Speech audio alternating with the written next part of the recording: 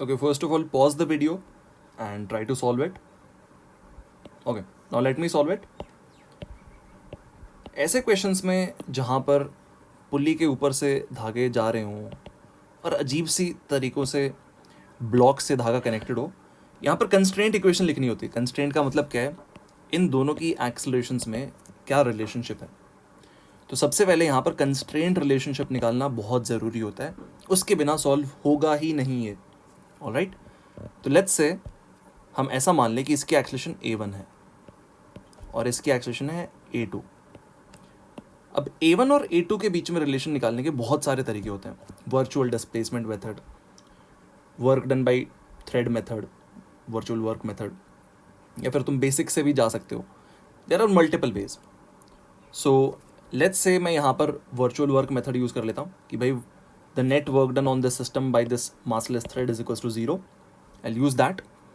तो इस मेथड में हम करते क्या है, हम बोलते हैं कि भाई यहाँ पर टेंशन लेट्स से T है, तो सेम थ्रेड यहाँ पर क्रॉस कर रहा है एक पुली को, तो यहाँ पर भी टेंशन T आ गई, यहाँ पर भी टेंशन T आ गई. इस ब्लॉक पे नेट इधर पे क्या टेंशन लग रही है, T plus T plus T, या फिर ऐसे बोल दो यहाँ पर T खींच रहा है इसको और यहाँ पर 2T टेंशन होगी, तो T plus 2T 3T net इस पे टेंशन लग रही है नेट. ओके, इस पे नेट बैकवर्ड्स टेंशन क्या लग रही है, T एंड T 2T, या फिर ऐसे बोल दो यहाँ पर 2T टेंशन है, वो इसको खींच रही है 2T. इसके डिस्प्लेसमेंट को x1 आगे मान लो, इसके डिस्प्लेसमेंट को x2 आगे मान लो. जब फोर्स और डिस्प्लेसमेंट ऑपोजिट डायरेक्शंस में होते हैं तो वर्क डन नेगेटिव आता है. तो work done by this 2T is minus 2T into x1 plus the work done by this 3T which is plus 3T into x2. Positive क्यों लिखा है मैंने, बिकॉज आगे फोर्स लगा और आगे डिस्प्लेसमेंट हो गई और इस धागे ने इस पूरे सिस्टम पे 0 वर्क किया, हम ऐसा बोल देते हैं. T को कैंसिल आउट कर दो and what I will get is 2x1 is equals to 3x2. इसी के 2 बार डेरिवेटिव ले दो तो तुम्हारे पास आ जाएगा 2 times acceleration of the first is equals to 3 times the acceleration of the second. ये इक्वेशन बहुत ज़रूरी है, इसके बिना सॉल्व नहीं होगा. तो यहाँ पर कंस्ट्रेंट इक्वेशन क्या है, 2a1 is equals to 3a2. इसके बाद ज़्यादा टफ नहीं है. तुम सबसे पहले ए ब्लॉक का FBD बनाओ.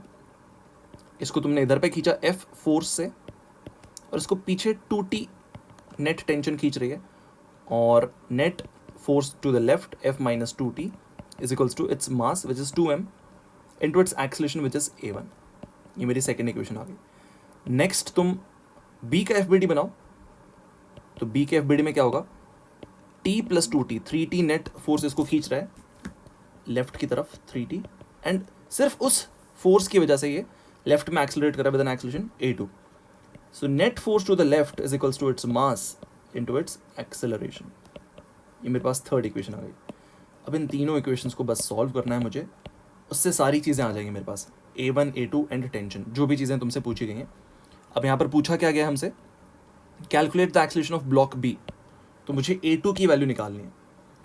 तो मैं सबसे पहले एक काम करता हूँ, इस इक्वेशन को 3 से मल्टीप्लाई करता हूँ और इस इक्वेशन को 2 से मल्टीप्लाई करता हूँ ताकि यहाँ पर भी 60 आ जाए, यहाँ पर भी 60 आ जाए. तो 3f minus 6t is equals to 6ma1. इसको 2 से मल्टीप्लाई कर देता हूँ इस वाली इक्वेशन को. So what I will get is 6t is equals to 8ma2. अब इन दोनों इक्वेशंस को ऐड करो तो 60 उड़ गया. 3f is equals to 6ma1 plus 8ma2, ये आ गया मेरे पास. अब एक काम करो, बोलो कि भाई 2a1 तो 3a2 के बराबर है. तो यहाँ पर 3m इंटू 2a1 है, इस 2a1 को मैं 3a2 डाल दूंगा तो यहाँ पर 9ma2 बन जाएगा मेरे पास. So 3f is equals to 9ma2 plus 8ma2, जो कि टोटल आ गया मेरे पास 17ma2. तो यहाँ से a2 की value 3f divided by 17m आ जाती है. कहाँ पर है 3f बाई 17m, ये रहा. That's the answer.